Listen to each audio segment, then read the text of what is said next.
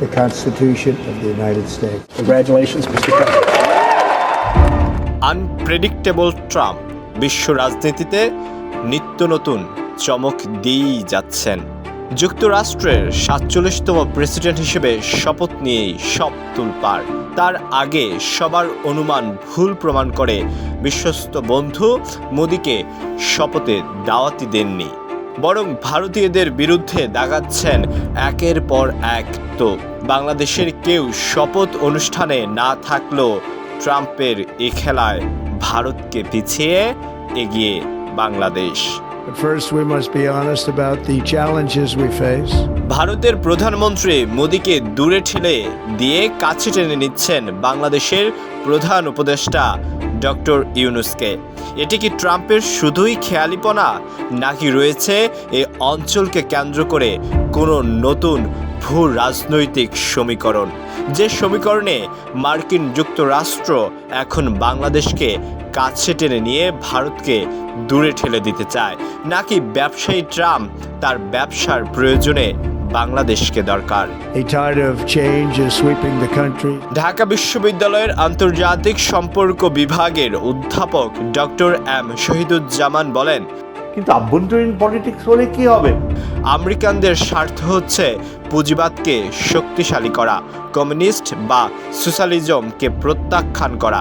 Doctor Yunus সাহেব হচ্ছেন ক্যাপিটালিজমের সুন্দর চেহারা প্রদর্শনের উৎকৃষ্ট উদাহরণ।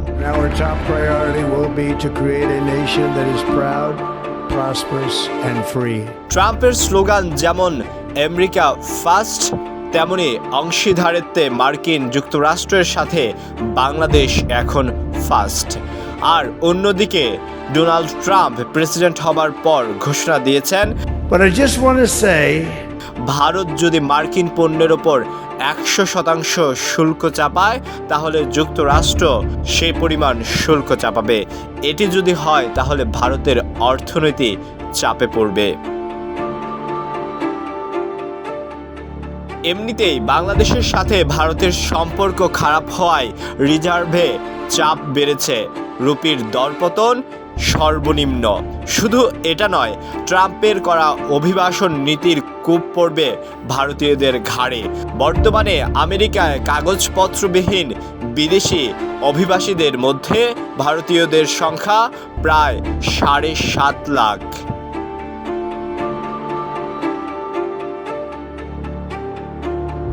মেক্সিকোর এল সালভাদোরের পর ট্রাম্পের আমলে এদেরকে ভারতে পাঠিয়ে দিলে চাপে পড়বে ভারত।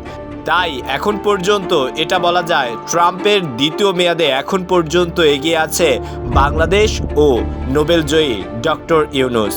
আর যেখানে বাংলাদেশ এগিয়ে গেছে, সেখানে নির্দ্বিধায় পিছিয়ে ভারত। আলোয়ান খান, ঢাকা প্রকাশ।